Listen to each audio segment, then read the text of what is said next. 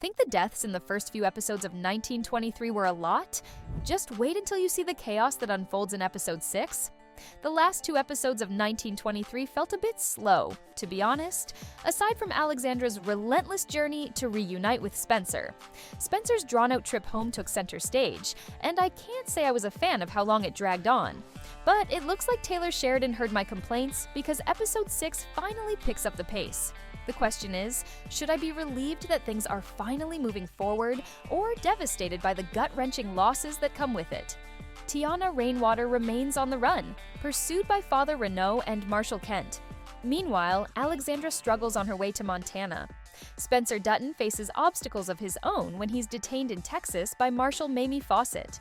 Meanwhile, in Montana, Jacob and Kara Dutton work tirelessly to bring Spencer back. The biggest looming threat still remaining is Donald Whitfield and Banner Creighton, who are conspiring to take over the Yellowstone Ranch through more ruthless tactics. Episode 5 reaches a boiling point with a deadly shootout involving Pete Plenty Clouds and the men tracking Teonna. The outcome is left uncertain, keeping viewers on edge. We finally get an answer in episode 6, but I am not sure if y'all are going to like it. The show opens with Sheriff McDowell rushing to the Dutton Ranch after Spencer's call, warning that switchboard operators overheard the conversation, making Spencer's return public knowledge. Jacob realizes a fight is inevitable and tells the sheriff that Whitfield wants the war to take their land. He vows revenge, promising to burn Whitfield's house down if anything happens to Spencer. Jacob has never been one to sit back and play defense, so naturally, he decides to head to the train station himself to pick up Spencer. But Whitfield isn't blind to the threat. The moment he hears about the so-called Dutton war hero returning, he doesn't hesitate. He orders Spencer's assassination right there at the station, along with anyone who dares to protect him. If I have caught your interest, leave a like on this video. For more Yellowstone content, subscribe to the channel and turn your notifications on. I am posting videos every week. Now, let's get back to the breakdown. With both Jacob and Whitfield's men heading toward the same destination, guns locked and loaded, it seemed like episode 6 was building up to an all-out bloodbath.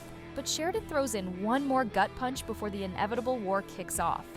Just when you think Jacob's fury over Whitfield targeting Spencer is bad enough, imagine how he'll react when he learns that one of Whitfield's men just killed his own son. Before leaving for the train station, Jacob strictly advised Jack to stay back and take care of Elizabeth and Kara. But while Jacob has always been brave, he's not been the brightest. Elizabeth and Kara are spending a sleepless night at the ranch when Zane pops in with some bad news. Jack rode off to Livingston alone to meet up with Jacob. Whitfield has too many men, and some are still stationed around the train station.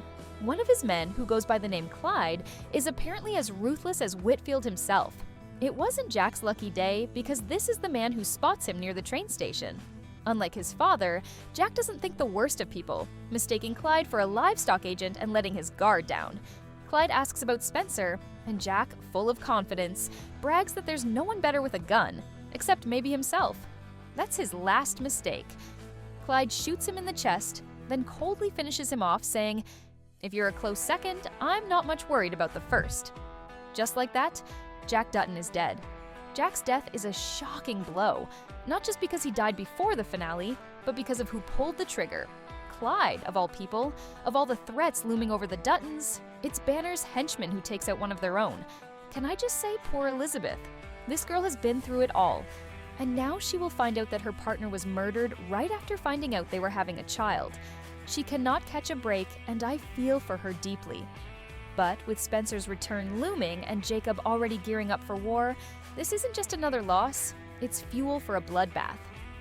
But that's not the only death in episode 6. Teonna's journey has progressed quite a lot as well, but she paid a big price. She's been on the run for almost 2 seasons, and it appears Sheridan finally said enough. Remember last week's cliffhanger? The emotional farewell between Teonna and Pete in episode 5 wasn't just heartbreaking, it was final. The gunshot that rang out at the end wasn't just a warning, it was Marshall Kent pulling the trigger, killing Pete on the spot. His death marks yet another brutal moment in Teonna's relentless fight for survival. I've said it before, Renault is a complicated villain.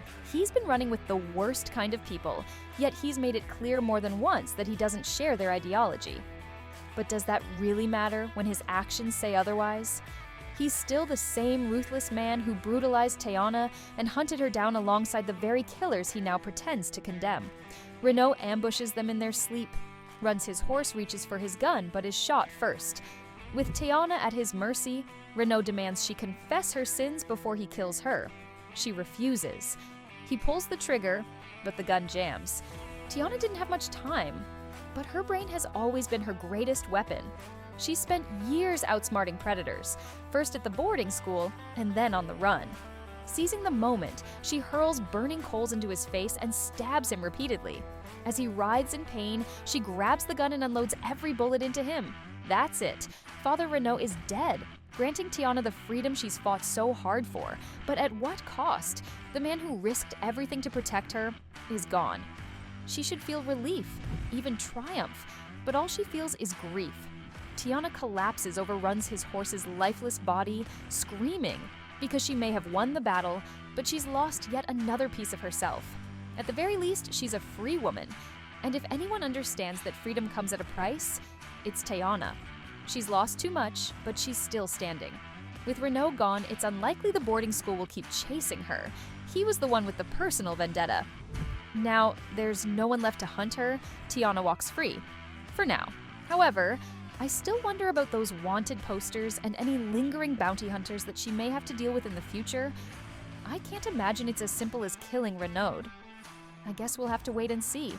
It appears Teonna's struggles are over, but Alexandra may have ran into a hurdle big enough that puts her life at stake. It's possible she may not even reach Montana ever. In the last episode, Alexandra took shelter with a rich and naive couple who had too much time to kill and a zest for life. So when the couple heard her heartbreaking yet passionate love story, they wanted to help her. Eager to help, they set off on a road trip. But in their excitement, they completely overlooked the very reason their train was delayed: a brutal snowstorm. Without a second thought, they drive straight into a blizzard, oblivious to the deadly mistake they've just made. This part of Alex's story is a little bit ridiculous in my opinion. There's a fun, loving montage of the beginning of their journey, where Alex and the wife are drinking cocktails from crystal glasses and laughing, and everyone is having a marvelous time. This part was cringe. Then, things take a sharp turn once weather hits and the chains for the tires come out at a gas station en route. The gas station attendant warned them and said there were no more gas stations to get where they were headed, and they just said, "Nope, we'll be fine." That is so absurd and naive for all of them to roll the dice on the snow-filled route. I wouldn't even do that in 2025. Even with my cell phone, Starlink, AAA, a four-wheel drive vehicle with snow tires, and Google Maps telling me exactly where the gas stations are. Big storms like that are no joke, and these city folk are in way over their heads. The attendant told Alex to take the train from Sheridan instead of driving the whole way. Did anyone else catch that Spencer is also on that route and going through Sheridan? Now, Alex is a smart girl. If I had to guess, she makes her way onto that same train and they have their reunion there. Then they are immediately greeted with a gunfight in Montana. Welcome to the wild, wild west, Alex. Back to Alex's laughable journey. Unsurprisingly, the trio's car gets stranded in the snow, so they decide to wait it out until the weather clears. Seems like a reasonable plan, until Alex wakes up to a nightmare. The wife in the front seat is frozen solid, her lifeless body a grim reminder of just how ruthless the cold can be. The car's fuel tank is empty, and with the vehicle buried under snow, Alex's survival is nothing short of a miracle. But miracles don't last long in conditions like this. She looks out in front of the car to see the husband's lifeless body buried in the snow, along with the car partly buried. With no way to continue her journey to Montana, her fate hangs by a thread. We'll get more answers in the next episode, which is set to be a 2-hour showdown. Will the Duttons finally go to war with Whitfield's army? Can Alex survive the brutal cold? And could Teonna somehow cross paths with the Duttons? More importantly, will Whitfield finally get his karma for abusing and using innocent women? So many fates hang in the balance, and I can't wait to see how it all plays out. Drop your predictions in the comments. How do you think Whitfield will meet his end, if at all? If you're as excited as I am, make sure to subscribe and hit the bell icon so you don't miss the next episode breakdown. And if you enjoyed this video, don't forget to leave a like. It really helps the channel.